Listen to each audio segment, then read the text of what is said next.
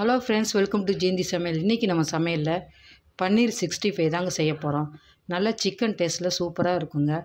இது வந்து பார்த்திங்கன்னா குஸ்காவுக்கு, அதுக்கப்புறம் தேங்காய் பால் சாதம், அதுக்கெல்லாம் சைடிஷாக வச்சு சாப்பிட்றதுக்கு ரொம்ப நல்லாயிருக்கும்.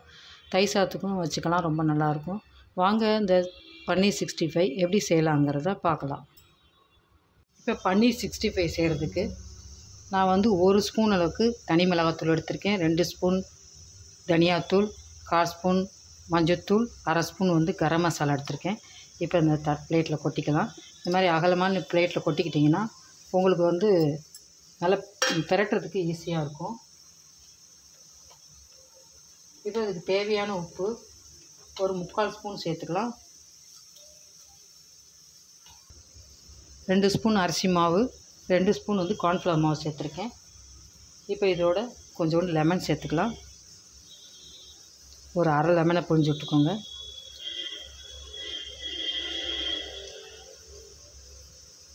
இப்போ அதை நல்லா பிரட்டிடலாம். கொஞ்சோண்டு தண்ணி சேர்த்துக்கோங்க.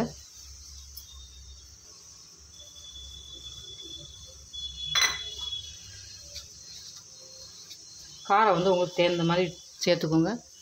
நான் வந்து 1 ஸ்பூன் சேர்த்துருக்கேன். கடையில் வாங்கின சக்தி மிளகாத்தூள் சேர்த்துருக்கேன். அது கொஞ்சம் நல்லா காரமாக இருக்கும், அதனால் 1 ஸ்பூன் சேர்த்துருக்கேன். உங்களுக்கு எவ்வளோ தேவையோ அதுக்கு தகுந்த மாதிரி சேர்த்துக்கோங்க. 1 ஸ்பூன் வந்து இஞ்சி பூண்டு பேஸ்ட் சேர்த்துக்கலாம். சேர்த்துட்டு நல்லா பிசைஞ்சு எடுத்துக்கோங்க.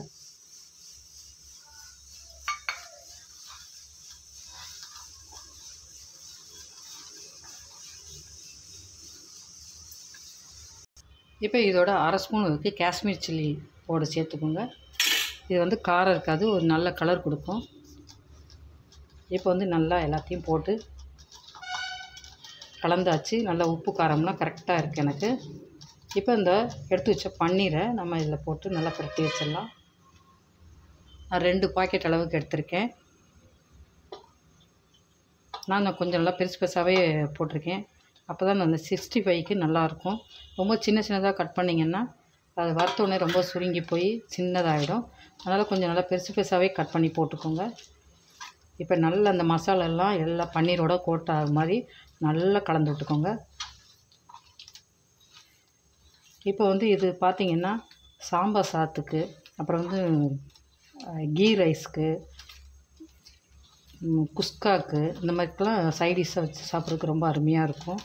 இப்போ புரட்டாசி மாதங்கிறதுனால உங்களுக்கு வந்து நான்வெஜ்ஜு சாப்பிட மாட்டாங்க இல்லையா, அந்த மாதிரி டயத்தில் இந்த மாதிரி செஞ்சு கொடுக்கலாம். இப்போ எல்லாம் நல்லா பிரட்டியாச்சு. இது அப்படியே நல்லா ஊறட்டும். ஒரு 10 நிமிஷம் 20 நிமிஷம் வரைக்கும் ஊறட்டும். அப்போ தான் அந்த மசாலாலாம் நல்லா அதில் உள்ளே இறங்கும். இப்போ பாருங்கள், பன்னீர் ஊற வச்சு 20 நிமிஷம் ஆயிடுச்சு. இப்போ நம்ம வந்து எண்ணெயில் வறுத்து எடுத்துடலாம். இப்போ ஒரு கடாயில் எண்ணெய் ஊற்றி நல்லா காஞ்சிச்சு. ஸ்டவ்வை வந்து சிம்மில் வச்சுக்கோங்க. சிம்மில் வச்சுட்டு இந்த பன்னீரை வந்து போட்டு எடுத்துக்கலாம்.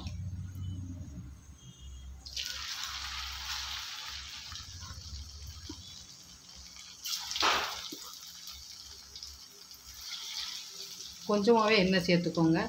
நிறைய எண்ணெய் சேர்த்துக்கிட்டிங்கன்னா அப்புறம் அந்த எண்ணெய் வந்து ஒரே மசாலாவாக இருக்கும், அது வேஸ்ட்டாக போயிடும்.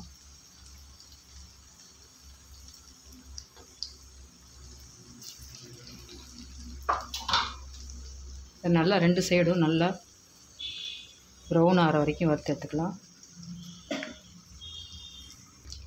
இப்போ பாருங்கள், 2 சைடும் நல்லா வெந்துருச்சு. பன்னீருங்கிறதுனால சீக்கிரமே வெந்துடும், ரொம்ப லேட்டாகலாம் ஆகாது.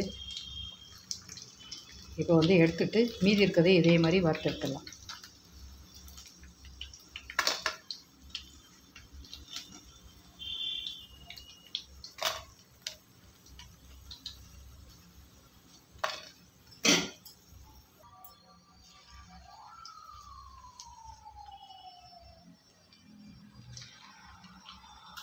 மசாலாலாம் ஒரு சைடு ஓட்டலைன்னா நல்லா இந்த பக்கம் நல்லா இந்த மாதிரி எல்லா பக்கமும் மசாலாவை தடவி எடுத்துக்கோங்க.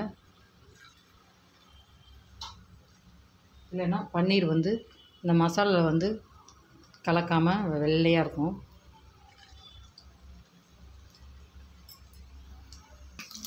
அவ்வளோதான், வறுத்து எடுத்தாச்சு. இப்போ வந்து நான் கொஞ்சோண்டு வந்து எடுத்து வச்சுட்டேன். நீங்கள் பிரட்டி வச்சிங்கன்னா ஃப்ரிட்ஜில் கூட வச்சுட்டு நீங்கள் குழந்தைய வர நேரம் வறுத்துக்கலாம். நான் குழந்தைய ஸ்கூல் விட்டு வர நேரம் கொஞ்சம் சூடாக வறுத்துக்கலாம்னு கொஞ்சம் எடுத்து வச்சுட்டேன்.